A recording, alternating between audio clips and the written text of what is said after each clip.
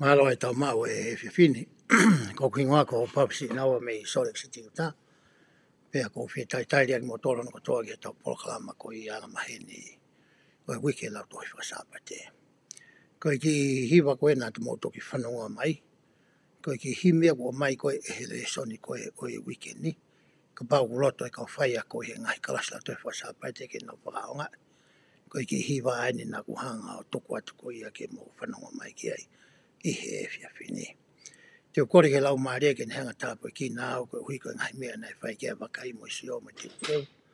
Ke lawa ke whakahoko atu ka te ki motoro i hono kakato mo hono totonu mo hono mo ni. Pia whakafou atu ia i he lau maare to tono ko ia o iki. Ke lawa ke tau inasi ai i he lau konga ko ia wike ni. O hange ko ia kumou mea i ko to kāteni mo ngai fuaka wa. Wahe hono no a. Ki he wahe ko ia hono no tolu. Pea o biai foki ai ki tarateu o mai e hele soni, ke tau sio ki ai, pe osko ia pa kou to'o mai rewa ai fwoi te whitoi whakakau, pe koe te whitoi tuka te rine e ua, me he ngahi te whitoi whakakau koe mahalo ku whāpe ku nima ku atu e hamo toi re soni, e he ahone. Pe ko tui ki mua ke tau hoko ki he tarateu, ko whimape ki atu e whamanatu, ko ilo pe guai ni toko lahi whanongoa mai po kalama koe ni, koe kau whai ako i he lau tohi whasapa te, ka mafue kau palestini mo e ngahi tokoni i he lau tohi whasapa te, whanau mai kau pisope toko lahi mo nao ngahi tokoni ke po kalama koe ni. Pe koe whamanatu ko ki mau tolu koe mau ngā ue mo e hoa lotu lau tohi whakasapa te. Ai e koe tokoni pisope wahe i ke ngā ue mo e hoa lotu koe ni, palestini lau tohi whasapa te, me kau etu vaisa pe koe kau whai ako ko ia ki he lau tohi whasapa te. O mahui ngā puto ki tau hanga o whatoka ngai. O hanga i sia taime ni o mai ngai toi tuka te mga te toi whakau kau o lahi. Tolu, wha, nima. Taime ni ta. Taime ni heo kua. Ka me mei tolu, wha, nima. Pena ilo i rei pehe sia ko taime ko alua wha mo nima. O ku si au pito ai taime lau toi whasapa te i ai ko minti ni manoa. Ke whakahoko ai e whai ako. Ai whai te toi whakakau e wha pe nima ko ia. Pa taime rewa e ni e ngahi woti koe tawanga maheni ki ai. Hare whai ako o ne whakarere moa e ia ai re soni. Tokua ke ne hanga o māku pusi pe whakakakato a ngai whai whakaukau koe a wha pe nima ko mai e re soni. Ne kai ke tau mua pe he ai re soni a koe ni. He tamu koe mo ngai ke koe ai ako, kai kui koe ni koe ako, teaching in the Saviour's way. Koe whakakau koe ako whakawhai ako, kau kai ke toi uihe anu koe ako whakawhai ako. Koe whataha koe ia koe Ward Teacher Council meeting. Koe whataha rea ia kau whai ako koe ia ihe woti. Pe naunga aki rewa ai ki tohi koe ai sasi pehe. Kono ke tau ako ai whaunga koe ia hono ako i koe ia e he ongore, e ko si sukalaisi e ne ongore re. Pe au tala mai hanga tonu ia ai. Koe me ai whai ako ia, o to tonu koe ke ne whai, pia na whelongo aki ai me pasteni o e lau tohi whasapa te, pia ka pai whi mau ke ilo ki ai e tokoni piso pe. O hangarewa he whai a koe a lotua, ai re son takitaha o i wike lau tohi whasapa te. Pe ko whi ia i he ngahi te whito i toka te line, me ngahi te whito i whakakau koe ko whakatu mai e siasi, i he tohi re soni, o ku whie mau taha e he kalasi. Pe e aonga taha ki he kalasi. Pe e lama ke toko ni e kalasi ke nau whakalakalaka me he ahoni ki hatu unga utorere ange hiri e nau mawahe ko ia me apsiasi e ose a holo la toi whasapa te. Pe ka pau koe whakakaukau o ku taha pe peua, lahi taha peua. Pa ke nofo pe koe ai, whaka atalahi e ngofo i whakakaukau ko ia. Pa ke hanga rewa o mai me he taha wau tau noa, mo he taha wau tau taha, o mai ki he wanoa wanima. Ki hanga ko ia e ta nofo whakawhamiri. Ki hanga e tau whiohi o tau wā whakakai ngalotu. Ki hanga ko ia e tau fua whatongia e siasi o ku tau kau ki ai. Ko e tau whiohi mo e ni ke koe koe ke nau kau, ke he mooni o ngori. Ka mai tūku i kolo o ku tau nofo ai mo e whanua o ku tau whetau tū i ai. Ko whakaamu ia ai siasi, ko whakaamu ia o tuana e mai ke kautaki. Ko hi ke lava ke o mai e re soni mo te whitoi, mo oni ko ia na e ngau ake e kaupania, pai o nia i he kohiri. O whakatupulakia e nau tui mo e nau whamoni, o mai ke tanga taua ahi i he ahoni, ke whakaau ngai. Hei ilo nā toi whakautu utu ai, e tatui mo ta whakamoa ni ko sisu ko e kalaisia.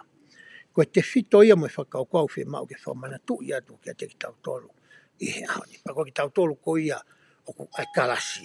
E kau me mipa ko ia kalasi. Whi mau ke tau ki sio ki he leso ni. Pe ni ko ilo nau whawhalala mai pe ke polo kalama ko ni. Kau kai ki uloto ke pehe. Ko uloto ke ako whakaaha ko whakaamu e ko e siasi. Ke tau lau whakaaha ko tau whawhanga ia ko tau lau maari. Tau whawhanga whakahange ko au. Ko ala pika polo e aha kotoa i he wike. Me moni te ke tōna. Kumane whainga maari sāpate na kaumu sāpate pika polo. Ko e koe whawhanga i hoku sino whakatua sino. Ko e whawhanga ko lau maari o kawa e kuhanga ko lau whakaaha ko i ai lau konga ko mai mangai to ke o kule rei ke wako ki ai. Pea lava rewa ke potu ta tau. Pea palanisi. Pea kaunga maari e ta whaaki watua sino. Pea mo e ta whaaki whakalau maari. Koe ki tau tolu koe ai kau wako, ai kalasi.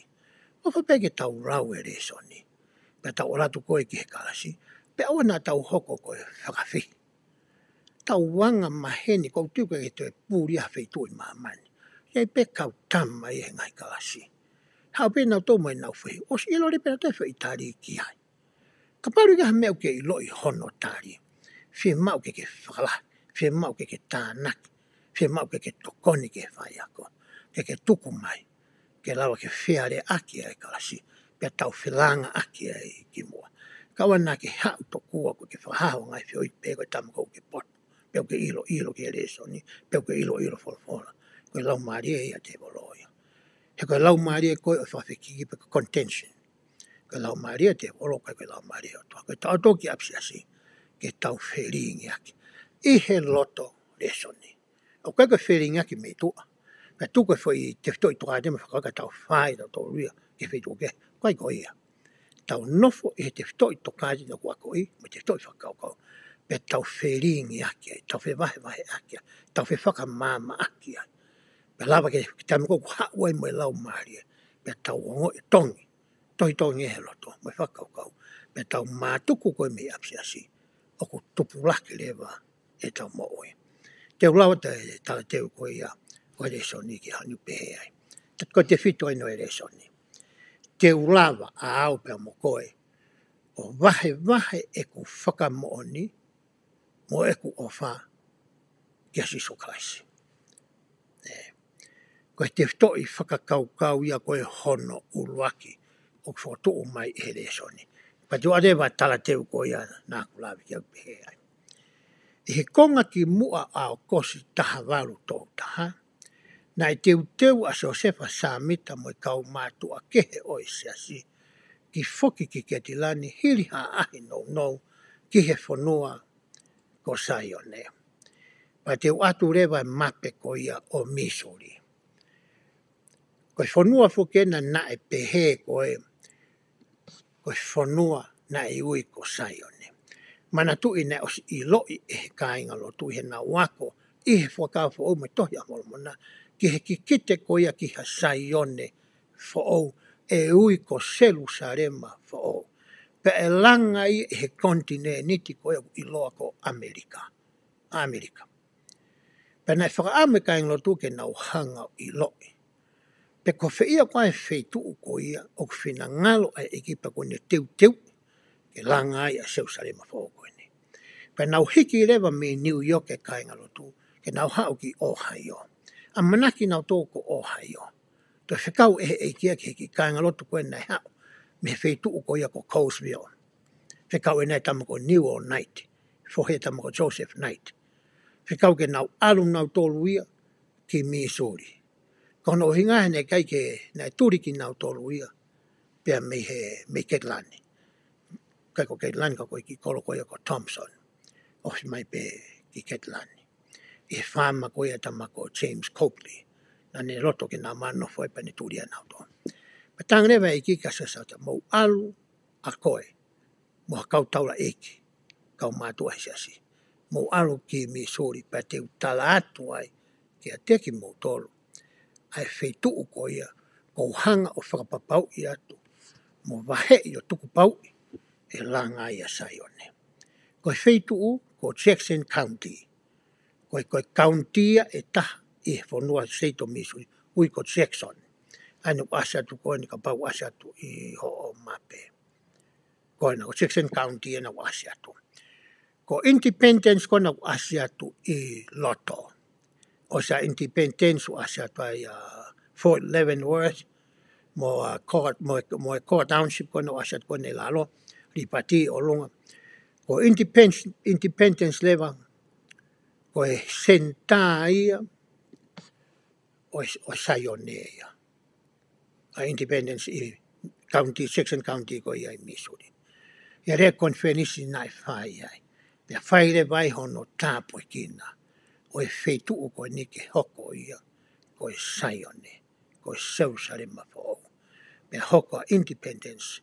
Ko e uho ia pe ko e senta. Ko e apitanga ia. Ko e uho ia. O Sayone fōu. Ko e utala noa ki aina. Ilo kai kai ngalotu. Iho kam fōu. Pe mai tohi a mormona. Hoka te tau lau ko ia ai talateu. Pehe ai. O sia pa ke na foki ki Ketlani. Na e finangalo a eiki ke nau malanga i ai o ngoreri lolotonga e nau whanonga. Matui tamui na whikai ke nau hao koe me Ketlani koe ki Missouri. Na kai whimau ke nau whamawe nau au. Na whimau ke nau au mai ki Missouri. Ka nea toi whimau ia ke nau tau toko ua. Pia lotonga e nau whanonga. Una hanga vahe ai o ngoreri. I he ngahi kolo koe pe koe tūku i kolo koe ia. I he hala whanonga te nau whanonga mai ai koe ia. Ki Jackson County koe ia i Missouri. Ain koe ke nau whoki. Toi whi mau peiki ke nau toi whai pe mea te tau. Kai kia whawhawawe ia. Toi vahe pe tau toko ua. Pea nau toi whanonga. Nau te whanonga koe ia ki ke lani. Toi whai pe ai mea te tau koe ia. Naa nau whai. Ia nau hau koe ia. Ki Missouri. Hoka te lau koe ia. Ai vesi. Pea koe nihi oki nau tolu na nau whakahoko whai verenga ia. Ka na e momou ai ni. Aia koe kautama koe na e hau. Moi kautama na nau whoki. Tangi he iki ke sesamita.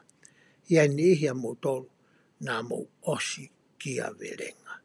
Na e whai ho mou le reitaha. Ngau e aki moho mou poto, moho mou whakaukau, moho mou tauke, moho mou mofonga.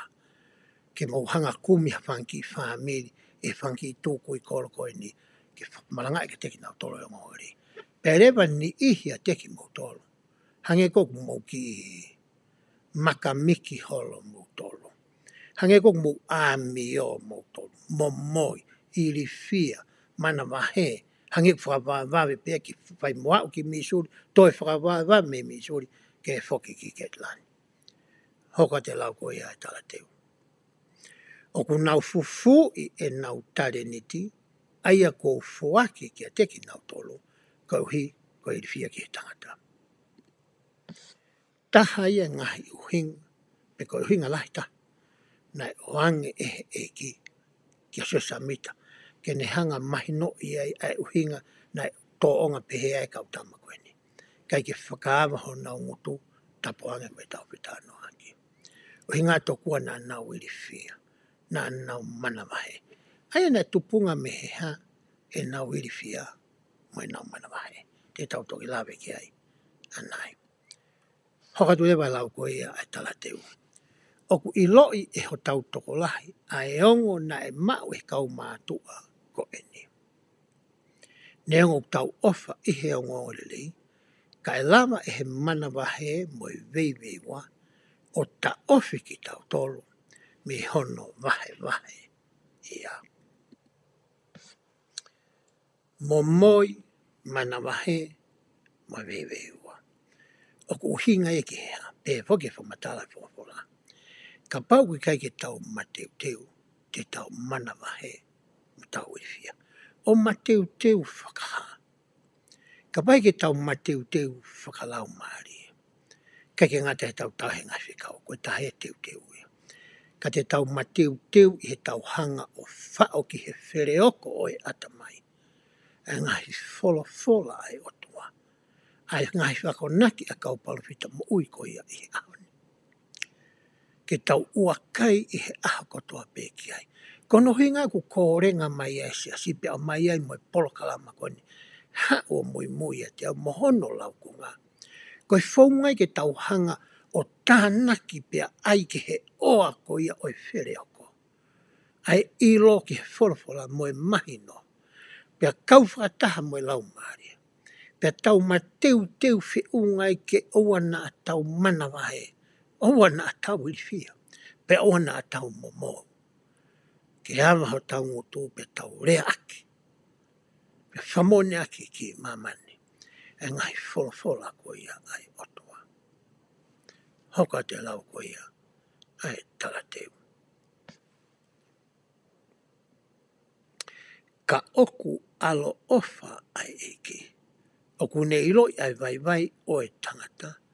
Moi whaunga ke tōni I ai. Aki tau tolu. Ta mai eta ia. Toi koe eta. Oku hanga he eki o mai ai ngahi vai ki a koe pia moa. Peka pau te tau unu atu kia te ia I he loto mawhesi mo e loto whakatoki lao. Tene hanga o ngahi o tau ngahi vai anga ko ia. Ke hoko ko tau ngahi malo. Oku alo ofa. Pea whanu alo ofa pehe. Ai eki ki ene whanau. Ko hea mea uke whainga tai ai. Tamai kia unu mai kia tea. Hau ke tapota noa.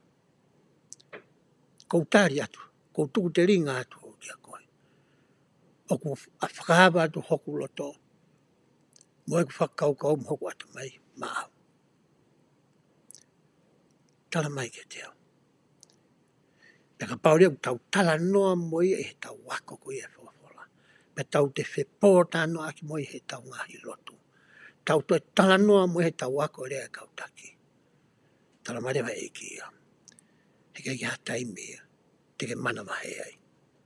Pe teke iri fia. Hoka te lau ko ia. E tala teo.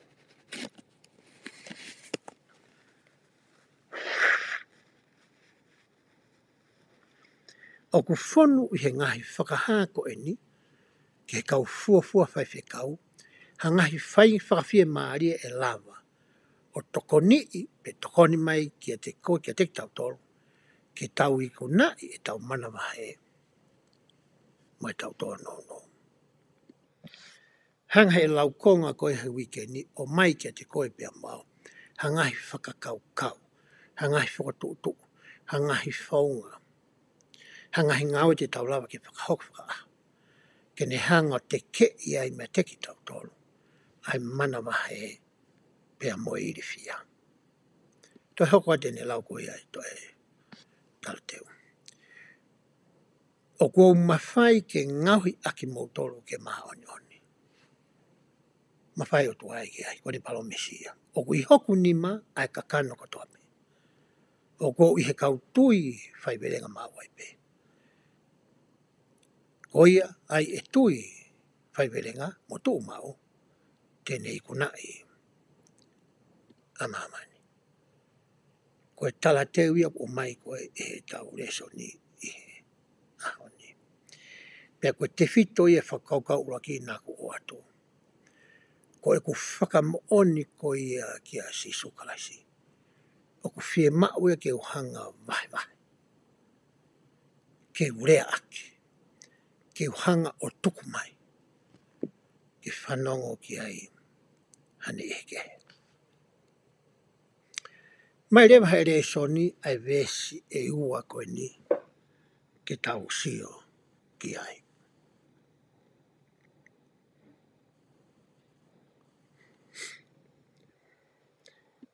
Ka koutui mahalo ki mua ke ulawe ki he wahe ono noa.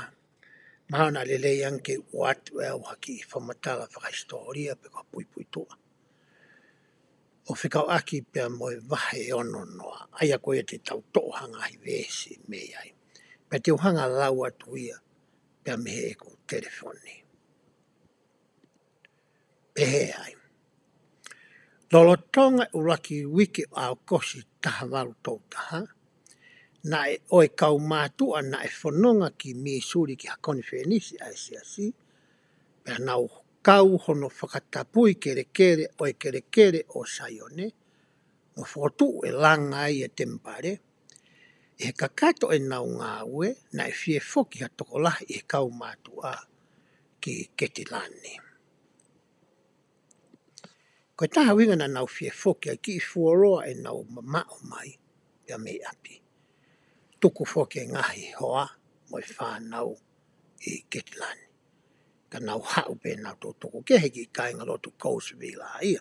Na fie mau ia ke hau kotoai, ka mai whanau ko haifua na hau mi New York, mi Coastville New York e, hau ka atoa nau tolu ki Missouri. Mohani ihi kehe pe me Ketilani. Ka ne ke toi peni i tō lahi ia, i Ketilani a me mipa i siasi. Hoka te lau ko ia ai pui tu au pehe atu.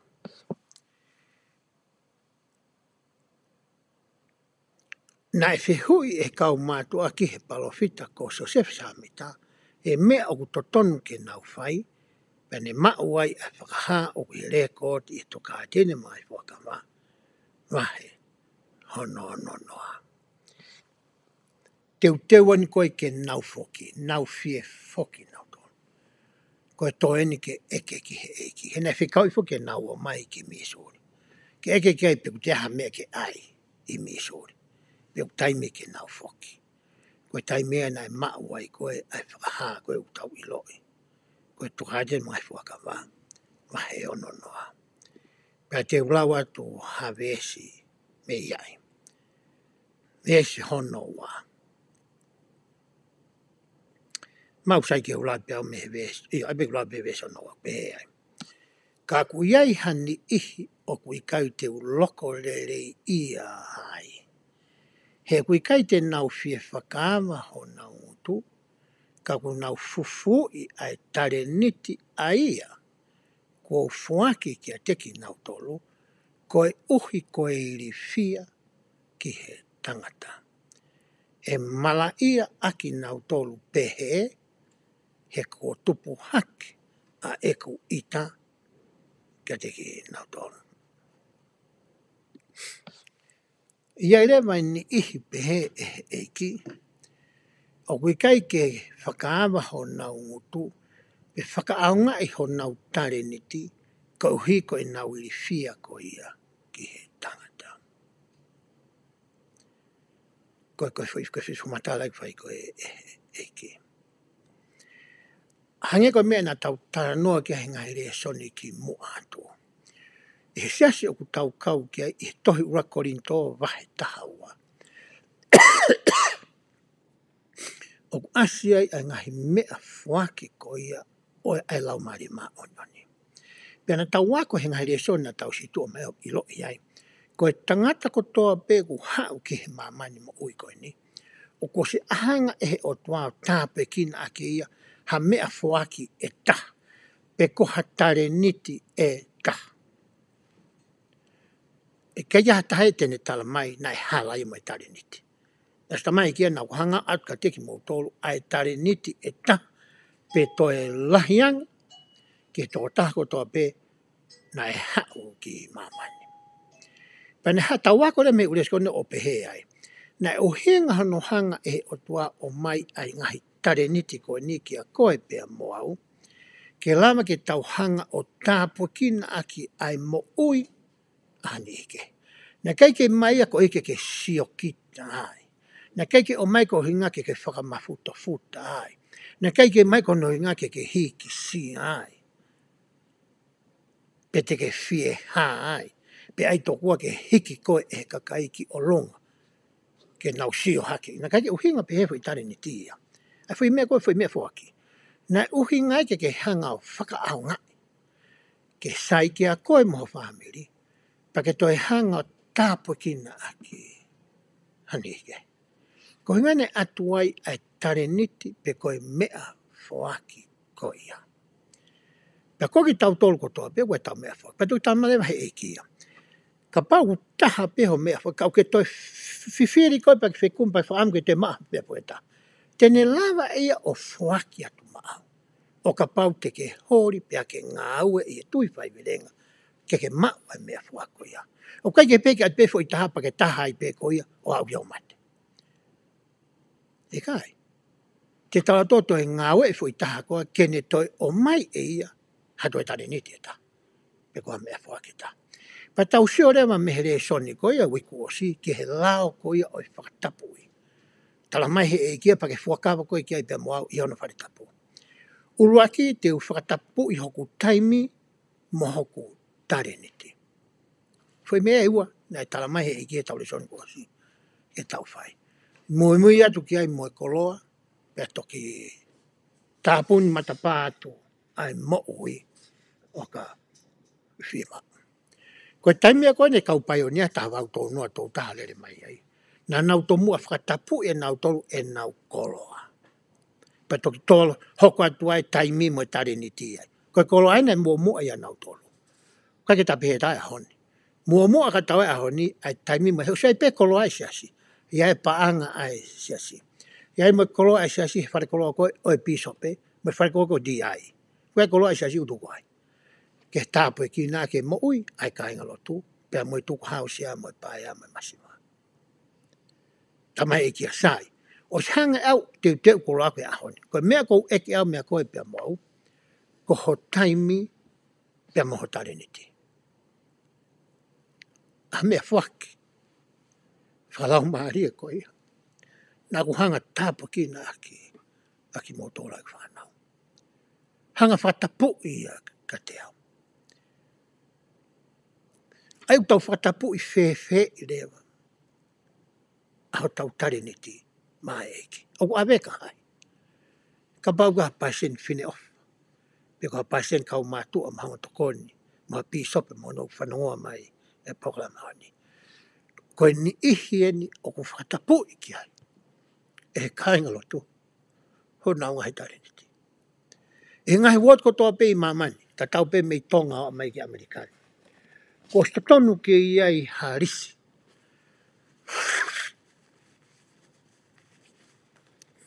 I he woti ko toa pe. O ku asia e hingoa o e me mipa ko toa pe. Kamata pia mehi young men to utupu. Young men mo young women. O lere ai ki he motuata. Pia ku asia rewa he risko e ni. A ho nau ngahi tareniti. Ho nau ngahi mea whaki. Na ange ko he eki. Pe hiki mai au nau hingoa mo e nau telefoni. Pe awere vaia e he paistene o e kau mātua. Awe ke whakataha rea koe whai koe eia e piso pe moia. Tu o taha pe tu oua koe ia e he mahina. Pe o ange rewa tatau e taha ki he piso pe mo e tokoni. Tatau e taha ki he fine o wha. O mai mo e kai he fine o wha. Mo e tatau me he kau fine. O ange ke he piso pe pasen kau mātua. Ko nau ilo ai tareniti koe mo e mea whaki o e kai ngalotu koe ia. I he wote unau hoko koe taki ki ai. Ko hinga ka e ha fie ma. Whakatua sino. Whaka ata mai. Whaka e loto. Pe whakalau maari. O si ilo i rei e kau tangata mai kau whiwhine koe ni. Ai ka kai i he wote o unau hoko koe taki ki ai. Ai ni ihi ke whai ki ai ai ui. He na nau palomes pe nau whaka. Te nau whakatapu. Ho nau tariniti. Mo nau taimi. Mai eki. Koe ni he whai ki ai kore. Koe ni he whai ki ai ui. Pako taimi koe whai atu ai ui. O kuke tāpu kina koe. Ai mo ui. Ai tōtaka koe ia. Whatonga e whamatala kou whai. Ai me mipa ko toa pe he woti. Ai me mipa o ku malo. Mo me mipa o ku malo. O kai whanangata ni ke kakai malo hipe. O kai me mipa o ku malo. O ku nau tareniti ia. Lahe nau mea whaki. Ka e lava e whaunga koe ni ke ui ki ai ke ne whakaaunga. Ke tau whakamana tui pa mo ui e ki iafi ko ia. I hono lo tō mono lau maari. Ke lava ke ne ilo. Ko mea ko toa o ku ne mau i he ahani. Ko e mea ai o. Ko e tau mo ai o whakatapu i ko ni o tau whai. Ko tau tōru ko e kau tangata me kau whiwhine tauhi. Ko e stewardship. E tau tōru ia.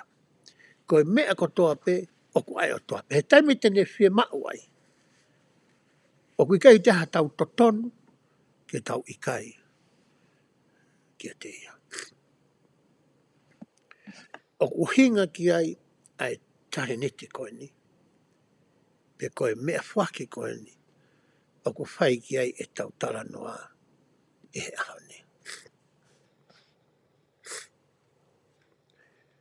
o te ke mea mai ke ki i whatata koe nā ta vai vai to tau whamoni ai pehere sonu koe whamoni ko tare neti ia ko mea whaki ia he na kei te hanga ko i lo ko sisu koe kai sia tai hanga he lau mari o whamoni i ki holoto ai whakakau kau mo te whitoi moni koe ia kai ke whangangata pe apsias i tau vai vai ku vai vai ngai anga tau iai vai vai fe tu tau pika polo ai vai vai fe tu tau so ka polo ai vai vai fe tu tau so vai vai vai fe tu tau alu peo fai ka vai kai ta fe tu ta vai vai ai o kai ke whakatangata ia ke hai ki tau tolo pe ata hai ki tau tolo ke fai pe apsias koe ta he fe tu tau vai vai ngai ka si ka ku to e o pe atuia e ngai e ria ke mo ngai e ti ke o tau fe mo ki na whaka ahawai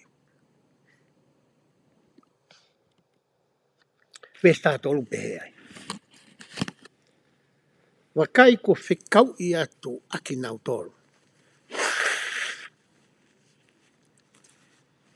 ke malanga aki a e kuongo o le i he ngai hao whanga hao e hao whanga o e kau whai angala koia maki mua ke hoko ate vesi to ke honga o ate whauhinga i koe e whai angala koe na o tala noa ke ai vesi koe na taulawe ki ai o hinga ke tau hanga o whapapau i a whi whamatala te to atu ai whi whamatala me telefoni ke tau soka atoa ki ai mo mea mai ki a pe ai ngai hao whanga o e kau whai angala o kui kai o hinga i kupu i rea koe ngai hao whanga o kau whai angala i hono whakaonga i he toan mai whaka wahe ono no vesi walu ma ngai whakaha ke he anu asat koe na na e whai angala ko toa e kakai e ngai whetu ko eni mati fo koe mape eni koe Amerikani e taimi koe ia e nau i Missouri pati ke siu ato a Missouri na nau whanonga koe nau fua tu i St. Louis koe nau ase ato ai o nau alo atu Indiana aroai ki Ohio koe fo i whanonga i na whima o koe ke uhinga fo i whamatala he koe kakai ko toa pena nau whai hala ai kakai koe ia ikai koe koe ia tupe tau lau e lau koe ai vete koe ia fo i vesu hoko te lau pehe kai ngari ku uhinga ku puirea ke kakai na ikai hanau ilo pe mahino ki he ongore o sisu kraisi kua whakafoki mai. He kai mau ha ilo i he ngai te whitoi mo oni o ongore rei, ma ngahi o au o whakamoi, na nau nofu ai i tua he fuakawa ai otu ai. I he uhingani na e wiwi i ai e eiki a e kau whaiwhikau ke malanga ati. Ai ongore ke ngai hao whanga kakai pe community ko toa pe whawhi ki nau tolu ke whakatomala pe a mau ai ngahi o au o e whakamoi. Ka hono veteki ia, mono whakauhinga e kautaki. E fwoi kupu i rea ko ia i he ves ko ia no malu. E ku taulau, ke wana tauhanga o whito o aki ai uhinga. Hoka te lau pehe. Ko ia ko whai ke teki nau tolu hawhikau o peheni. O ua nā ke mana mau i ho taimi i he nofo noa. Pe aua foki te ke tanu aho tareneti ko i uhi ke ua e i lo ia. Tangai whamana tu i mai i he vesi ono tātolu. Ua nā ke hanga tanu, o te ke fufu, o te ke hanga o aiki, o te ke tuku noai. Ngawe aki.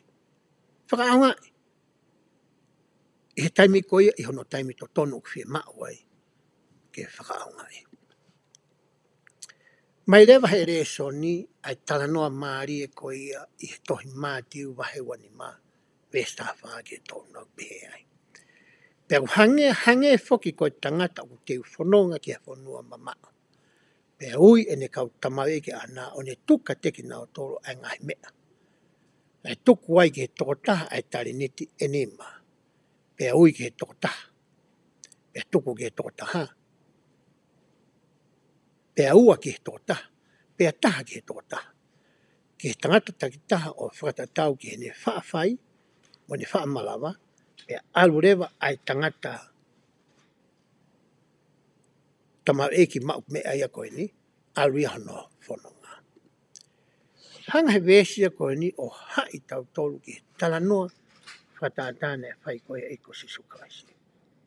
O kau ke tangata tu maari koe ni. Nea kakaina nau ngāwe ki ai. Mandi koe tari ni ti e tānona whai kia koe uhinga ia koe sirini. Kau tahuna toi whao hinga e whoki me utau poto. He na kā inga pe nā po ton pe i. Ka koe uhinga to ton whoki e whui tala noa kene ange nau sirini. Ange nau tu whasin tau pe he.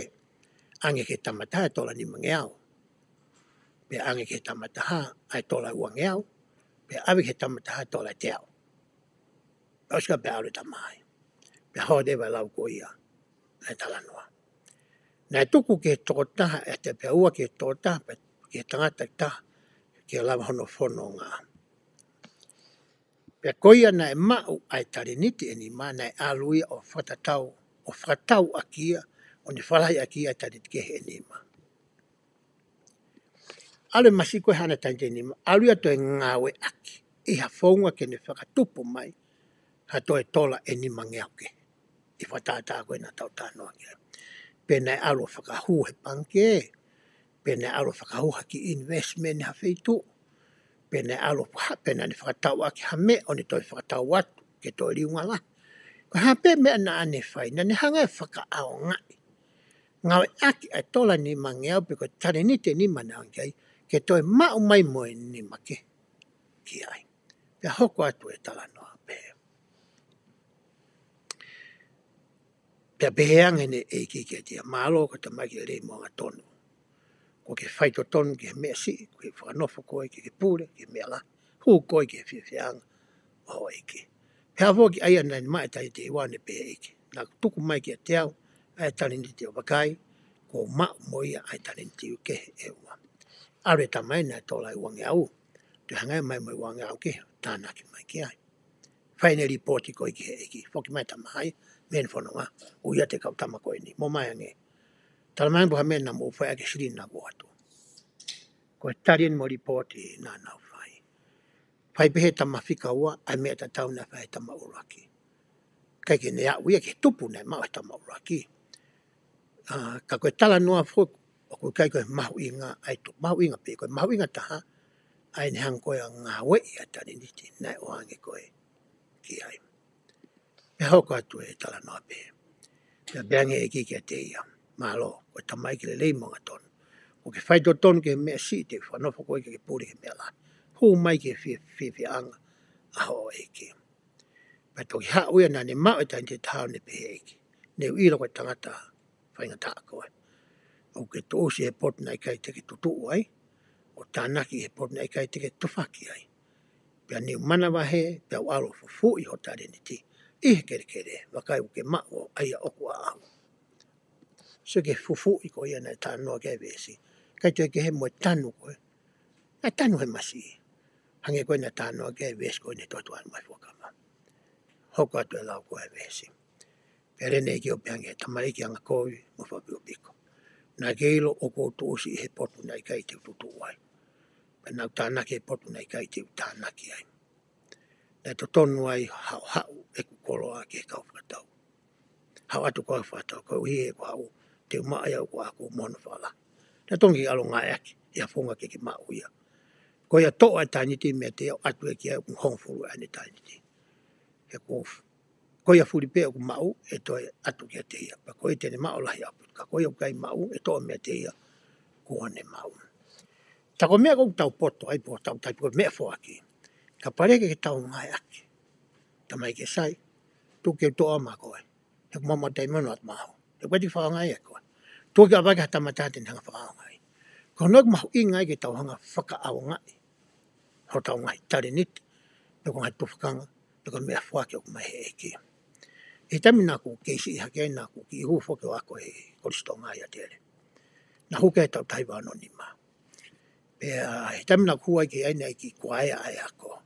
Pena tutun le vai fai wa ko ki mau tolu ko toa pe a kau hufo o. Ke mau hiva mau tolu he oloto. O ke mau ke iki.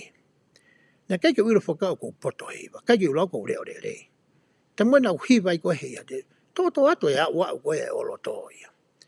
Hau ko lahi lahi ake. Ka mata pe ki fa alo fa fai ka vai tamini fa ka ngai po hiva. Kana kai ko hamea na ko manako ki he hiva. Pea ke tuunga o kai ki utoe hiva uia. O mare pea uia. Uia uia ho mau oti ke ufai hiva. Kai ke ngata i whai ako ko ia i he koromo e kau mātua. Pea whatoko ni whai ako ki he lau toi whasapa te. Ka te uia o whapau pe here wa. Na ilo mei whe e tokoni pi sope ko ia. O ku wahe i kei a hiva i he oti. O ko poto a hiva tōnga whasi. Pea o ko ure ore lei he hiva. Na ne ilo i nai mei whe ia. Ko e taha ia ngahi mea whaki. Ne mahe o toa māku. I temina i toi uiui i au ke whatongia koe ni. Kamata reke o toi whoki o hive hiva. Kamata ke toi whoki mai a tariniti. Whoki mai moere o. Mas kamata eke moore. O hange koe tala mai koe he eke. Mata pōre. Ka pohe kai te ki hanga whakaonga.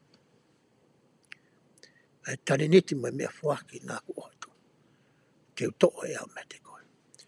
O awe ia. Ke take. Pehe te toi whakare so ni aho ni. Ko e tau whamooni ko ia ki he hongongore rei. Ko tau tariniti.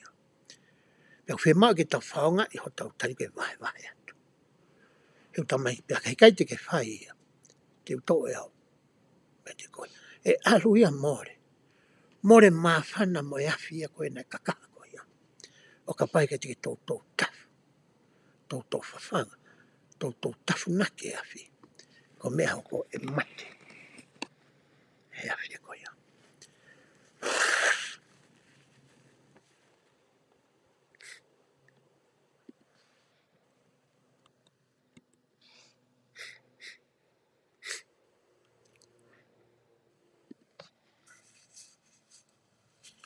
Ai utala noa le wa. Ai te toi whakaukau ura ki ia. Ki e mea whaki whahalau maari e tau mau. Mo e tariniti koe u tau mau. Ke tau hanga vahe vahe ia. Tau ngawe aki. Ke tāpuki nai e tau mo ui ho tau ngai whamiri. Kai ngā ngai mai ni. Me tāpuki nai ai whanawa e ki e tōkui kolo tau no mai. Peko whepea whitu o kuki e ai. Pai tami te ke whakaonga ia e ngai tariniti koe. E te anga e ki o whakalahi mai ma ngai tariniti ke. O kune awhi o ke whima. I he ngāwe mai fuafatongi a koe utau mai. Pane toi pehe mai e ia. Ka paurehe kai te ke ngāwe aki. Mana tu ia tala noa koe ia nā aku whai. I he tohi a māti uai wani ma. Te uto'o e au. Pea mea te koe. O whapeke oa nea taimi. Te tauhanga si aki pea tano. Pea fufu. E tanite o tau mau. Ko e tau mā, mo tau mana wahe. Mo tau veiwea po e roto si. Mo tau iri fia. Ka tau whakaanga ia. He nai o mai ia maau. Nā ke ngāwe e he ratunga. Pati ki te lawa whakatupolaki ia. Whakatupolekina ia. I he toonga koe. Hanoa. Te waru ke te whito i whakakau hanoa ko ngāri mawe tau taimi pehe ai. O ku totonu ke potu potu tatau ai whakakaukau rerei. Mo i whakahino hino pe koe tāke kina ai lau maari. E ko ngai whiri ko ia o ku whakahoko. Ai a ko aue, ko lau maari e, pia tu urewa i loto maari e, ai ngai whiri e whiha ngiau o ko whai i he ahataita o e ko mooi. Tala mai te whito i toai kone, o totonu ke i loi e au, a manako ke whai u whiri. O wae mea e ua ko hanga whakaonga. Ko whakaonga hi hoku ata mai lelei, ai mama o kalaisi, ai mea ofa ne oange tō taha ko tō piu hau ke mooi koine. Ai ata mai me konsensi. Ke whakaonga ia, Pau te hangaria whakaonga I moe wai a lau maari e. Ke lava ke whakahoko aki ai whiri koe moe whamau te whai. Pea palomesi ma rewa e kia, ka pau te ke whai pehe. He kei kia taimia e halai a ho whiri. Kei kia taimia e halai ho sio maho makai. He kei kia taimia e halai a ho whakamau. Ko me foto mai koe, e te toi toka te rine koe ni. Toa ma whakawai hono na vesi hono ni mau pehe ai. Ka koe mo oni, te urea kia teki mo tolu, o kau ki ho mo whanonga ki he whanua na mo hao mei.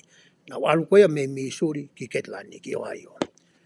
Tok tuku ke fo uhawaka, me whakatau mai, o whakatau mua mea, e hangai le rei kia teki mo tolu. O ku tatau ai pē kia te au pia whai whakatoto, a mo whanonga ki he potu ai o kui ko Salu, ko St. Louis ko ia, na ahato I he mape. Haka tamo ko ni foki, nau whakakaukau ke nau foki. Pe hanga whe e nau foki.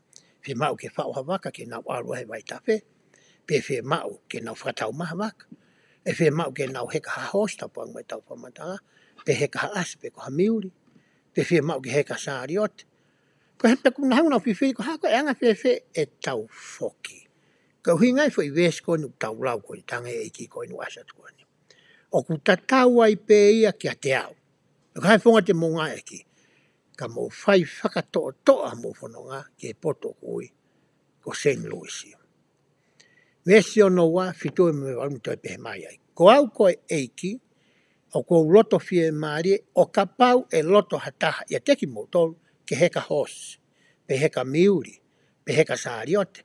Tene mau ai tāpua ki ko e ni, o ka pau tene mau ia me he tau kupu o e eiki, mo e whakawheta I he mea kotoa pe.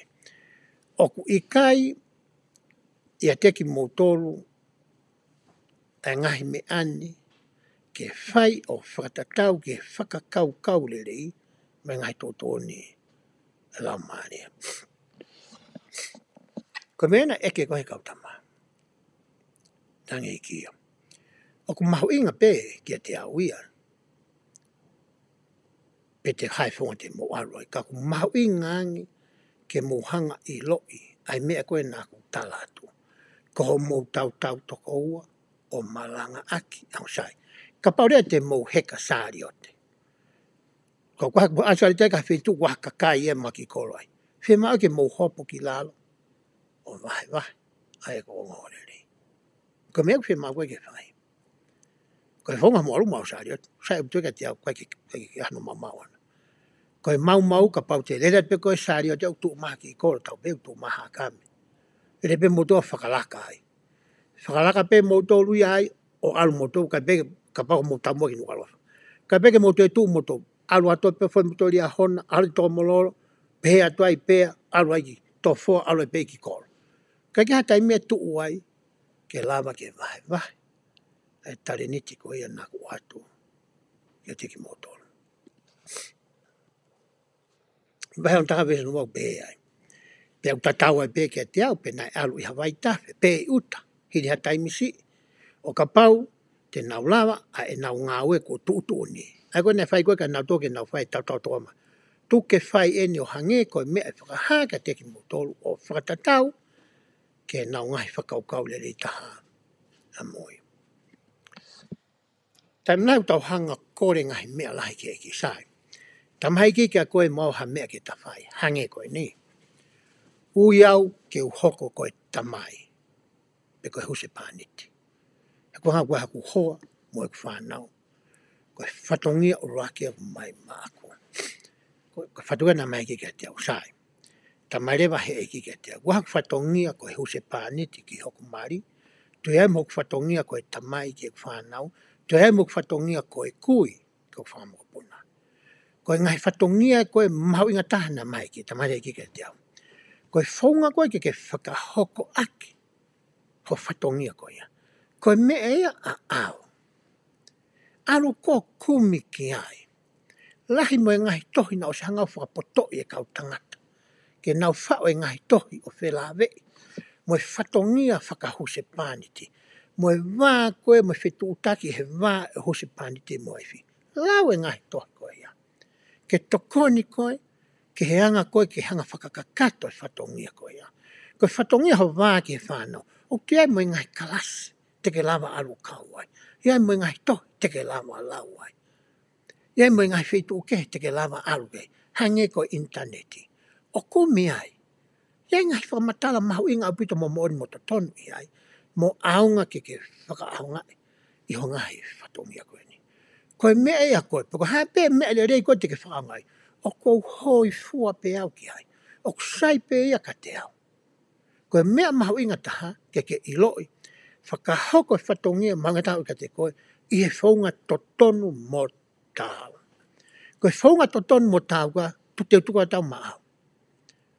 Ia tai mihiu tau kōreng tau, tu e mei tamai ki sai. Te hanga o atu tari e ngai konga o mea la. Ia tai mi taha poki au tau. Whakaukai puka mea te tawhau, nes tamai pe ki te tau lawi e po tu wola nai. Tamai i kia. Pia mea ki tau laki mo ki whainga taha i ai. Whai ho rei taha o whakakau kau i. Kau mawhanki i shonga ke solova aki. Sio pe lawa solova pe i kai. Pake toki pehe mai ka te au holo tu. Tamai. Watu e kore ki o awhio. Koe kule rei taha ai. Hai mogo whakau. Whakakakato. Toki hala mai rea hono tōku puano. Hange koe ni palo mesi. O whakahoko ia. Kia koe pia moa. Eta wahe wā vesta waru ki he wani maa. Maharu. Sai beke ulawa. Taimi koe ne hangai koe i koe whikau i koe eta. Ke ne whau koe a ngahi waka. Ke nau wholau ai. Ke nau wholau mai ke whanua koe ni ko Amerikani. O spota whaka eta he whau waka. Hena nau hau koia, a eta koia, a kau sereti. Me tauranga taua koia peperi. Na nau whanonga mehe ka he e uwai. Ke nau hai koe ki Amerikani. Pena e nau kolosi he vai he tānua koe tohia eta. Na whikau toa ke langa waka. O spota eta he whau koe waka. Pa tangare ki ai a te taurau he ngahi vesko. Ni sa koroto pe ke taurau. Nai ke wanga talatu pe ka koroto pe ke taurau. Tangi pena hoko pehe na e tangi a toa sere tiki e ki one pehe. E eiki. Ko whai a whikau ko ke whikau ki a te au pia ko fo'u a ngahi waka. Lafa lafa. O whata tau ki o ngahi whenga te au. Pea waka e eiki. Ose ne whau e ngahi waka. Ia e mea tau na whato ngai eta. E palo pare ma i ai wholau tahi koe ni. Pane kore ngani ki heki koe mena ni whai koe te tau lawe ki he tangare he eta. Wakai e ki uraki. Oku i kai i loto i a teki nau tolu ha mama. Ilo eta, kai ilo pe whewhe ha meke nau mama aki. Ua, te mau whakauri whewhe, pe whakauri ki whe. Tau mua vai rea whoro, kei matopa ma olu ki whe, pe koe hae whunga te mau whakauri a kia waka. Pe ko hono tolu, taha, te mau mate whoki, he kui kai te mau wha ma nama. He koe ea, pe ia oku i loto ai, koe ia ai te mau mate. Koe papari mai tau na whetauraki mo tangata koe ni. Uruaki, koe whe mau ko hameha ke nau mamaki. He whakapau i lolofo ke wakai. Ono ua, e anga whe e nau whohi uri, pe whakauri i ai waka koe ni. Kai pake haka pasa ia. Ke nau tau, pe kai ilopo ke nau aluki whe. Peko whe whitu na aluki, peko hono tolu, koe ea ke nau manawaki. Koe whe mea e tau na whaingata ia i koe. A eta koe tau sioni ke te whito, te whakaukau tau tāno ke whiawhini. Ke lava ke potu ta tau, a whakahino a lau maari, Pea moe whakakau koe a tau. Moe whonga kou tau ngai aki. Moe mama ko kalaisu mai koe ki tau ngai aki. Koe tare nai whahe eki. Pena e whawhara ike ke he toa sere ti o pehe. Wakai. Ke ngauhi ha waka i he whunga waka. Pea moe ke ngauhi ha awa i he whunga waka. Pea moe take re whoki. Pea ka mou ka furuta makia ke mou whakaawa ai awa o maua i haea. Ta ka paurewa e oho mai ai vai ki lot ka teki mo tō wakai ke mou tāpuni ai awa ke oua nā mou mate i oho mai ai vai. Tange e kia ke toa sereti. Whakaawa hafo iawa i olunga mo lalo he waka. He koe waka hafo ke e hangeha waka o koe lo maki he peau mafuri pe kai whunga. Ko tango aka te ki na kwa me whakawe ki matapa koe ka hawa e os. Ke tabuni, tango yang mai pe au tabuni. Kono i ngana langa mafuri koe ki waka koe ki hawa e a. Ke te ki na. Hanga iki o tali whi whi e tolu. Urua ki nan talang he masi pe anga whi ha mama. Ora ke te fumana na whitoa ke mea koe ni. Urua ki whi mau he e kia ha ea. Ko whi eke he masi urua ki ia. Ua, koe mama,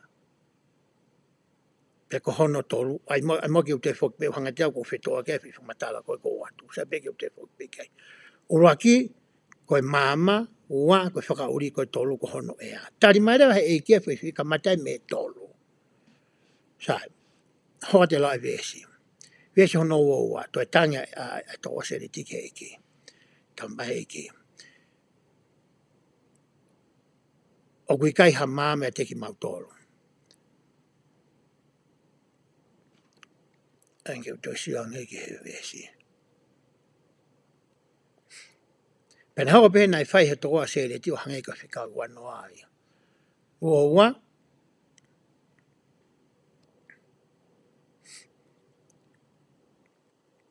ua behe ai. Wakai ha mama i lote a teki mauto, mia mauto. Wakai e eiki teke tuku koa ke mau wholau watu i he whi waala hini i whakapouri. Pena e whola i ke toa sere ti. Koe ha ai mea. O ko ke loto ke whai ke mau mao ai ha mama. Ia mo ngai waka. He wakai e kai ke mau lava o mao. Ai ngai kātupa he laiki ia o mo vete vete. He kai te mau ave hafi mo ki mau tō. He kai te mau wholau i he mama o e afi. He wakai te mau hange ko hatofua ai e loto tahi. He whasea ngai pupiau lalahi e teki mau tōlo. Ka neo ngoi ai te utoi o haki aki mau tōlo. Me ngai loloto o e tahi. He ko aluatu ai ngai matangi mei hoku mutu. Pea pehe foki ki he ngai uha me ngai fu vai. Ko whikau i.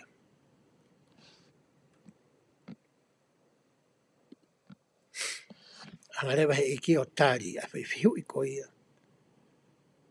Ki he ea. Ai ki matapa. Foe uri tange i kia. E arua te matangi mei hoku mutu me ufofonga. Mo ngahi peau mo i tahi. Pai te uhanga au ave mo tolu ki funua talawa. Ko fohe uri mono whauri e waka te moaroi. Whai ea. Uraki, whenga uraki teke whai e koe, ai ea. Ko whenga pe ko hono ko wheme te wata mea koe ki whai ko mui peau ki whui palani mo whui whekau. To osa ki matapa os. Whui papare mai koe ia. Ko hono fohe uri i, whai ea. Tu wera te au. Te utonga e ea. Ko mea whakaosi e ni ai mama. Wahe wai pesi wana pe ai. Pea wakai ko te utea ki mo tō ki ngai mea. Pea hei kai te mo whaafolau wai e fu moana koe ni. Pea kai teu i aki mo tō ki ngai peau e tahi mo ngai matang ko alu atu. Pea mangai funga vai o he vai. Kene ave koe ki nau tō ki funua e talawha.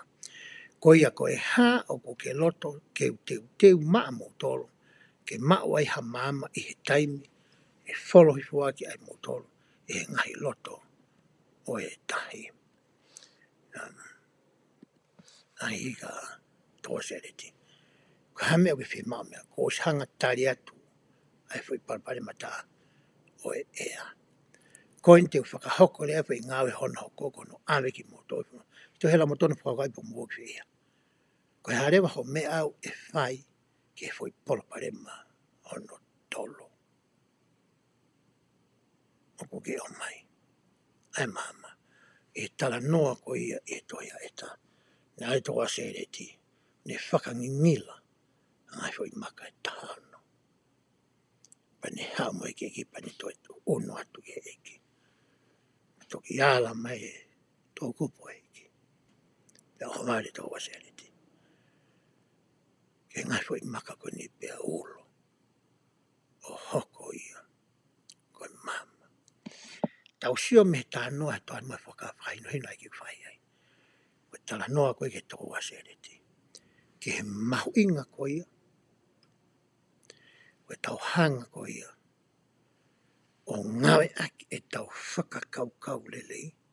Mo e tau poto i ngāwe. mo e tau kei, pea mo e tau ilo folfola, mo e tau ilo ke ngā whakamea a. Pea mo e lau mahari e, ke solova aki, e ngai polo parema koe, me ngai whainga tā ia, o tau whipaki, whakaaho ko ia pea mo ia. He ku where, e ngai whiri koe ku tau whai, ngai whamau tau whai. Te tau whai whe e ngai whiri ko ia. Ke hoi fua mai e otua, ke ngai whiri o ku tau whai. Tau whakawai ni mawhitu e si wafitu mo e papehe ai. Koe mooni o ko pehe o totoni ke whe moe kina ai tangata, i he hori la, i hangau ele lei. Pea whai a ngahi mea lahi ko e nau whiri tau a tāina, a nau tolpe, pea whakahoko ai mā on lahi. He kwa teki nau tolu ai mālohi ai au nau hoko ai koe ni ihi ke whiri maa nau tolu. Koe wherefa pita nea koe agent unto themselves. Ke hoko koe agent. Ko hataha o kune lama ke whakaao ngā i hono ata mai lelei.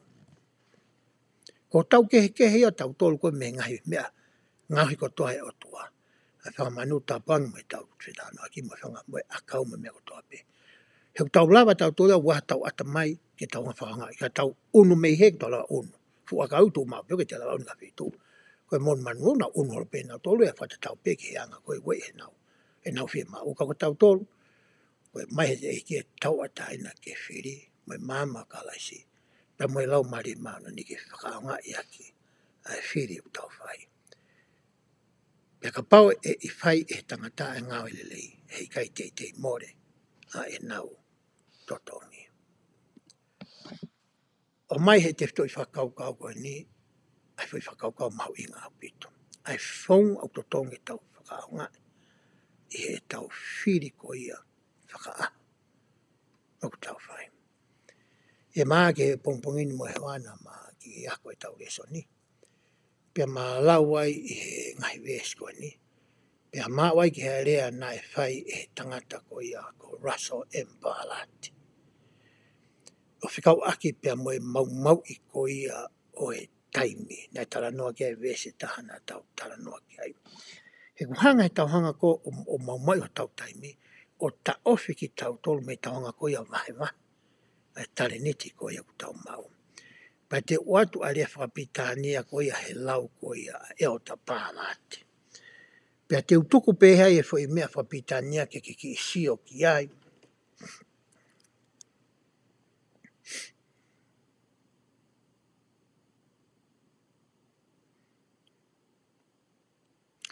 Kau hanga o atu, ke usua ke hanga atu e whakatonga, ai au asi ko ia he mawanga tokoni ko ia. O kua mau, ke sio ange pia kuna whai tatau, pia moerea koe na o whai koe na e pālati koe na o ke makai mai ki ai. Pia ka pauhika i te umau i he ku mawanga tokoni koe o ko ngā ki e whakatonga, te ulawa pe ke uhanga o whinga ke whakatonga i atu. Ai whuirea koe na o ku sio ki ai i he taimine. Ka tokange i honga peo ki whakasui au telefoni, pe mao ai. Mahalo ko e ki whare whapitania na ka toko hanga o atu he rea whakatonga. E ku asia ni ko telefoni. Pe he ai. Na whakatatai e o ta mā la solo pālati. Aia ko Russell M. Barlett ni. Pe he ia. Ko e taha o e ngai whaunga ku whakasi i ai e se tane ho o rerei. Mo whakawai i ho malo i whakalau maari. Kono poupou i koe ke whakamoreki ha konga lahi ho taimi i hono whai e ngai mea oku i kai ke fuu mahu inga. Ka whi whamatarau mai koe he tama koe ni. Koe mea tau i o ngā ki he tane i he ngai aho ni. O he ngai koe taimi howai wa whae tangata kotoa me. Hangi koe mātonu mau wita ia. ku lahianga mautai ko mau te mato ngau mo to no mo ke ki mo ai ho ma ho ta ha no te ni ma to no witaya kai be ta ngau e fai ta marewa apostoni hanga le se tani o hofi mau to ke mau whakaonga i hakonga lahi o mau taimi e ngai mea ko ia o ku tae aonga o mau taimi. Hoko atu ene lau o pehe. O kourea ke nge mea hange ko e tangutu osi houa he mamata televisione pe video wa inga keimi he pouri mo ewa pouri. Whekumi he interneti whamore ki ho taimi lahi. Ke he spoti wa inga pe mahititi whakawhia ke he hange koe ni ko. Tamago manako si o TV. Tau te whitu ka mea kui ko whakakalate. Oua. Pe taimi lahi ko tau kua whakakalate. Osi hoko mai whi mea ta. Osi hoko mai whi mea ta. O kai ki te whengau ke tuka e aha ngau e ta waonga. Kai ke ngā tau tamu alua pika polo.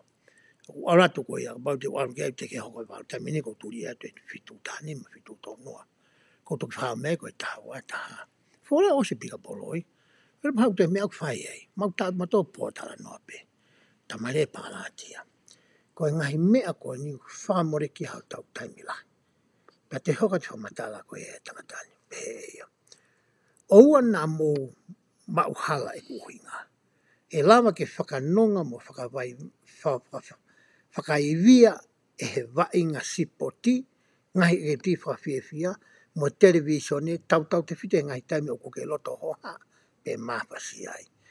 O kumouwhie mau ha ngahi ki tiwiti o kutokoni ke whakaata ata mo whakamaro ro ai homo whakakaukau.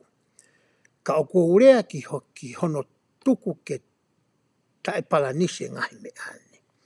Kono ngā ki o kone uhinga ke ua nana ke whinga pe ke potu tatau. Whai pe ngahi mea koe nau tala noa ki ai. Au maa ke pongpong ini, maa koko i resoni. Ma whatoa ngai. Lahi taimi ko aro ke pika polo o nofo ai au ai. Pea lahi taimi mea masio TV. Ma TV whoki e ua taha pe ia taha au. O inga ko mea usio koe ki whesio ai au. Pea ma toki whe au hisio TV ai. Kai ke ha taimi ia. Ke whamoreki. Ke mea mahu inga taha. Tala mai kai ke kovia. Kai palani pautalange. Ma awhai ma ako, kai te mo ia ma TV. Osko nanga. Na maro ki awhai ma ki lue pa masino pa mfok ma awhai ma ako. Osko pa ante olau pika polo. Tani malai pika olau te ki lue pa aka. Pe au toi pika polo. Kai ospa pika polo. Pe maka tau tai kai. Ko oswea te waloa. Ko mana tu i le lei e au. Na tō kakane ke okuloto.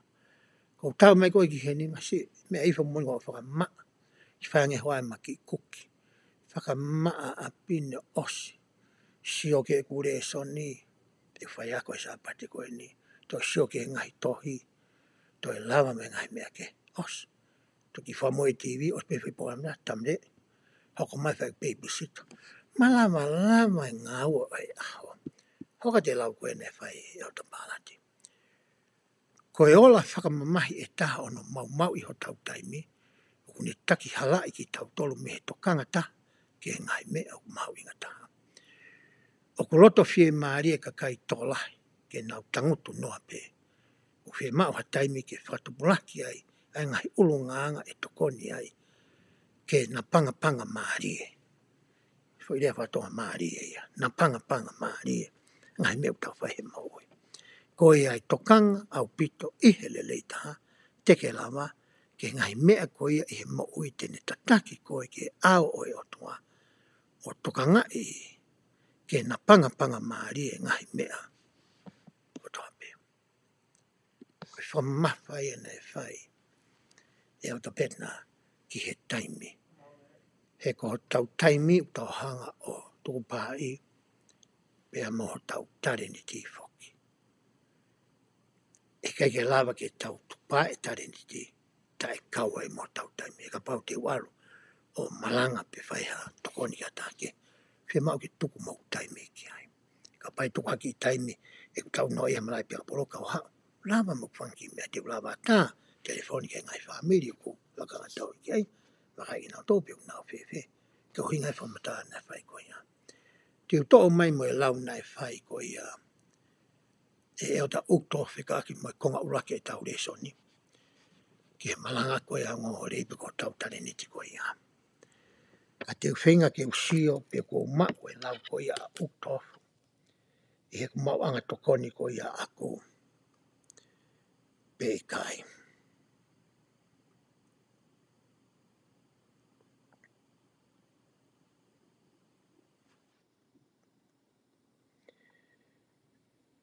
Ko ina ko malaki. Ka ko tūpeke ke ki isio hena. Pe osko ia pau toki lau atu. I he refa ta mo toko nau mo poto le refa pirania. Ko i fwoi lau wena. Pe koe mo whi tu mau ai. Ka tukanga lau atu i he refa ka tonga. Pe he ai uki tofu. Sia ko kaunga mea kei tāwo. Mahalo ko e whakatolahi. Ne omi he eki. Ko e whakalotolahi ne omi he eki. Ke whakawa ho tau mutu. E kau ai he ahoni. Anu whakaunga i ho tau nima. Ke block. Uhinga block pete ke text. Ai pōpua ki ongo reiki mamani kotoa. Ke ka kai mana tui. Ke whai kotoa e he taimi mo e whitu. Totonu. O ku tau lava i he tāpuaki o teknolosia whakaono pōni. Whakaha i tau honga ia mo e whia i he palani maonga onga o tua. Mai ne whanau i ha whaunga e lava ke e ongo no ongona. I he tau ngawe anga. E me mamani whoki. O ku whaalava e ha kupu i rea e taha. O whakamoni o kamata mea tokoni ke mo ui. Ata ke au ki i tāniti.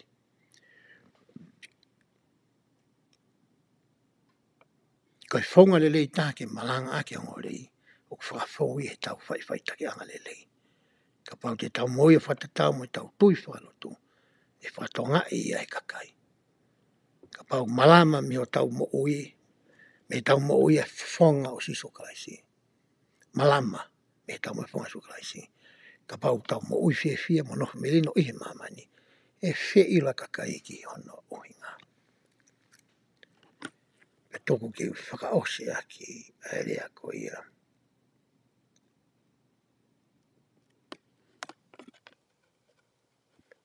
Na e whai e David Bednar ko ia. Ana ko watu he rea whapitania. Kai toku ki wakai i he ku telefoni. Pe ma watu mo ia.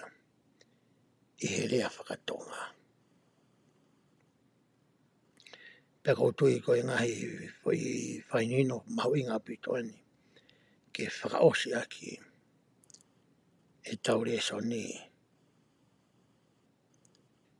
i he ahone. Pe kon mahi rea whatonga pe David Bednar. Mahalo e hangari whakawha he kamata anga tari a eki o ta tau ai peki a te au. Ka ku mahino na i kai uhinga whakamo ui ia ke kau whai whikauni. O kui kai kene tokanga ke nau mea ku whai. Ka nani whamama whai e mahu inga ke whakamua ai mea ku mua. Pea motu utahe nau tokanga he mea ku totono. Nea whie mau ke nau whakatahai e nau tui, whakaunga i nau whakaukau lelei. Pea ngau e whakatatau me whainhino e lau maari. Mo ilo i e whaunga lelei taha ke nau wai ke nau ngahi ngawe. Ko mea mahu inga ai ngawe na i ui ke whakako. Ne mahu inga ai whaunga ke nau wai, ke nau wai ki ai, ka nei kai ke fu mahu inga ia.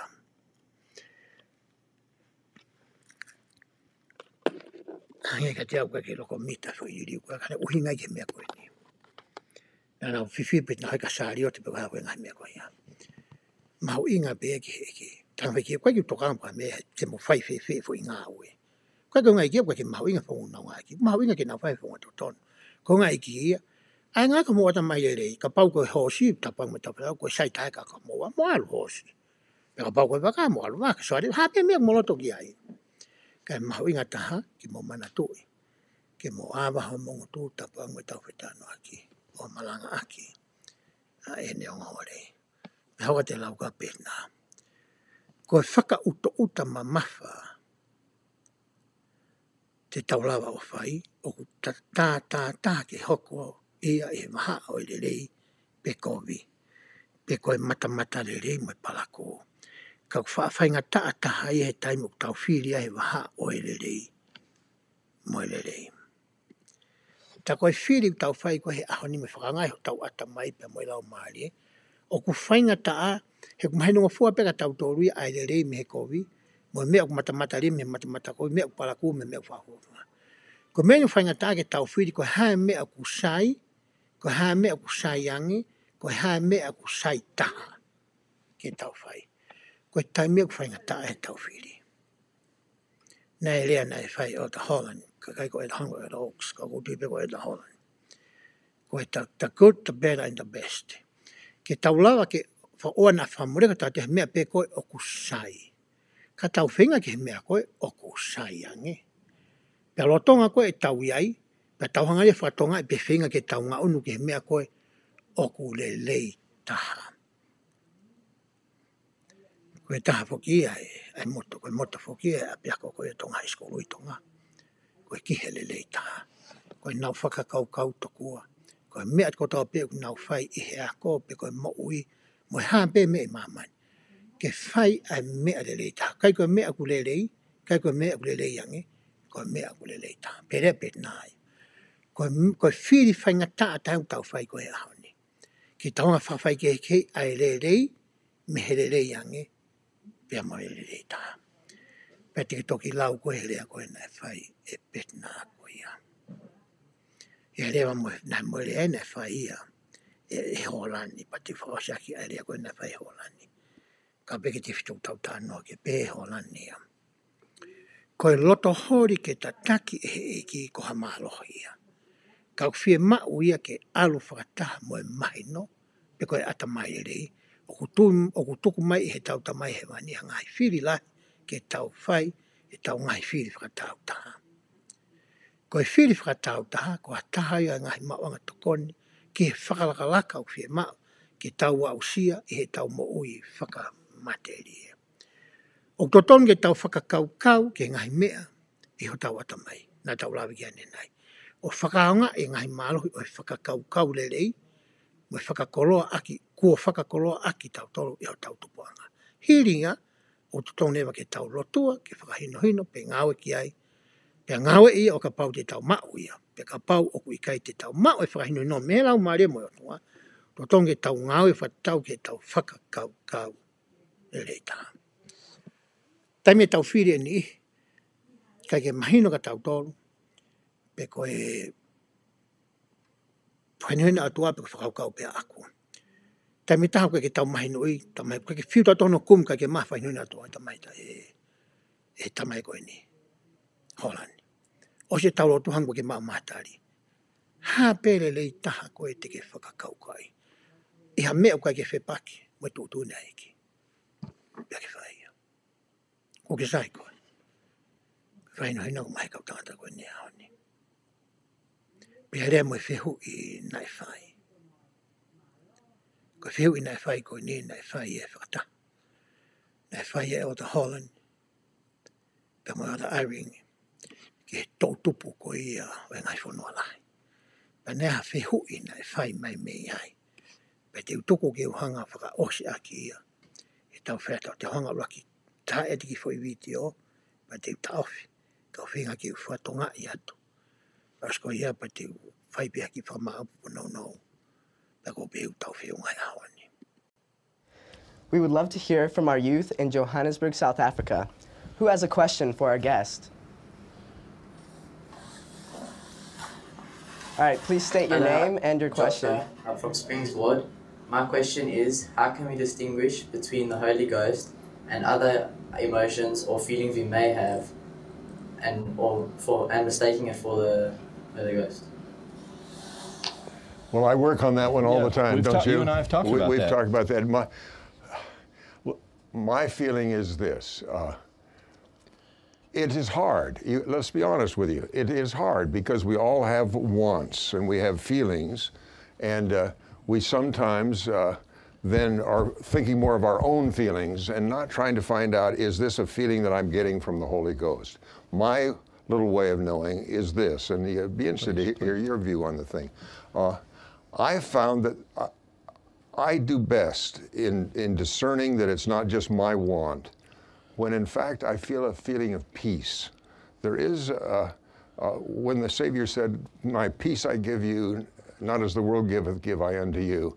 I'm sure that had many meanings, but for me it's the feeling of when I'm wrestling with something and I go to the scriptures and I get a feeling, or I hear someone like you or someone else, one of the Lord's anointed, talking.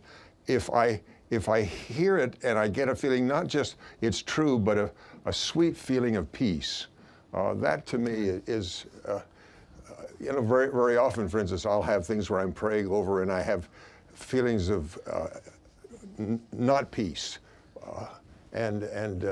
I think that by and large, there is a feeling of comfort and peace that comes, and if that's not there, then it's probably something else, some other. I'd agree. I think that's maybe the pivotal anchor point, I think, for that formula.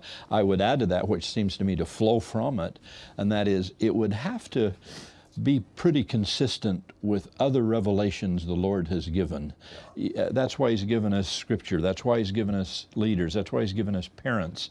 We've got a way to kind of test our impressions, test our revelation, and it can be unique. It can be as personal as our personal relationship with Him, but it probably better fit with the other things He said and the other revelations He would have given, and we'd be a little cautious if it didn't, because I don't think you'd be very peaceful if you seemed to be going against virtually every other commandment He might have given. I think your point's a wonderful one. Probably the peace comes because it seems consistent with other things that you've been told, either in the scriptures or from living prophets. Yeah. If it's not consistent there, you won't feel the peace. Exactly. I think those fit together. I'd also say to our friend in Johannesburg too that Ko e tariana nei whai he o ta maki fwoi whiu ko iu pehe. Te ulawa whiwhi whakawhai ke he. Ai wei a lau maari maonioni. Mo e ko whakakaukau mo hoku loto, mo e ko manako mo mea ko tokanga ki ai. Tari maari e nei whai he o tangata koe ni. Peherewa e o ta airingia. Ka pau koe koe whapare mau ke whikuki mo ia. Pake eke pake whikumi o maa wa whakamatara pe koha, whakainunu pe koha, whaunga ke solowa. Pake hanga ai hei whaunga pake ngoi ku nonga, holoto, whia maari, merino. Koe mea ia me eke. Te whakalahi rema e o ta holani kia pe holani. O ku tawhi me he te toi whakakaukau koe ngā, ai mea koe ni. Ku pau pe ke tatau, ai ngai mea koe ia, mai ngai mea ko whakahama e ki he wholawhola. Ngai mea ko o mai koe ia e kau palawhita maui. Pangu tau tōtau ngai se asko ni, whakataki mua ngai mea ko mai he toi whakaino hino. Ka paurea koe mea ke whakaukau ke whai, o ku nau whai tatau mo e ngahi me ani. Tā koe whakakaukau mo e we ia, ai lau mani. Ke harewa hatai mea koe o kuna whepaki. O toton ke ngoi ko ku haasia holoto. Koe ke nonga, koe ke whia mani. Koe taimea te ke whapapau i ai. Koe whiri nā ke whai, mo e tōtoni nā ke whakakoa, mo e whamau nā ke whai. Koe whakakaukau pe ia. Koe. O tō mai ke whaosia ke te toi whakaukau koe ia hono wā. E hanga koe tau whakaaunga i a lau maari, mo tau ata mai rei, mo e tau whakaukau ke ngai whiri o tau whai i he mooi. Koe ni. Tuku mua ke uhanga o i whakamawhas no e tau kalasi. Koe tau reso ni e aho ni. Mena tau tāna ora ki eike te ke lau ki tau whakaanga e mea whaaki o mai maa ki tau tolu ai tareniti. Mo tau taimi. Ke tau hanga o whakamawhola ki o ngolei. Tau te whitu ngai platform koe hange koe Facebook, koe X. Koe hafo e ngai mea tau hanga maheni kei. Tau hanga lo maki e mamani. Ake ngai mea koe ia. Ka ona e whakamoreki o tau taimi. E tau hanga o sefi. Pe te tau whanifo tau tola he interneti o lau aua. Pe tau hanga post, pe tau hike ngai mea i he Facebook a. O ku keike aonga i ke ata. Keike aonga i ka koe, keike aonga i ke kau whanunga. Keike tupulaki ai ata. Ko mea peku ne mai ea koe maa vaiwa. Koe whiite i tangi. Koe whiloto mamai aki. Ta mai e kia. Aua. Na o ato hau, ho mea whaki. mo talenti ho poto koe whamata ke hanga toi e ngai platform ke ko hanga whaka o angi ki kau tangata poto koe na nau whae ngai mea koe ke lawa ki tau hanga roa maki a mamani koe whatongi ea tau tolo koe e pēse hono aki ke tau wahe e pēse koe ni tau hanga share pēse koe ni he lahi tāte tau lawa ki whai ko hinga ke tau hanga o ngā ki ho tau ni ma hange koe lau koe nai whai e o ta utof kau kai ke lawa ke tau rea aki pe lawa ho tau ni ma ke tau wahe pe tau rea aki ngai mea koe ia me ngai mea fuak mai ki pe kono whaka osi tau hanga whakawhai ke hea we e lau maari me tau whakakau pe tau ai ke ngai whakatahe lau maari ma tau ata mai lei pe tuku ke na whenā pasi pe moi wholofola ai o tua kua tohi pe moi whahino hina o kupai tawho mo ui moi tohi whahino hina o mai se asi ke tau ngawe aki pe tam koe te nau whenā pasi pe whakamari e ngai mea koe ni pe tala mai rewa e kia te utuu mwhakataha pe utuu mao pe moi kau tui whaiwirenga koe ia I hono si asi o whakitapo ki na motore eki whakalahi ngai koloa ki o monima koe whatongia ki e whamiri whanua pe moi si asi pe o ato e poto mai ata mai lei ke lama ki tahonga whawhai ke a mea ulelei me mea ulelei ange ma mea ulelei taha koe whamonia ko atu e whiawhini e wafa Sisu Christ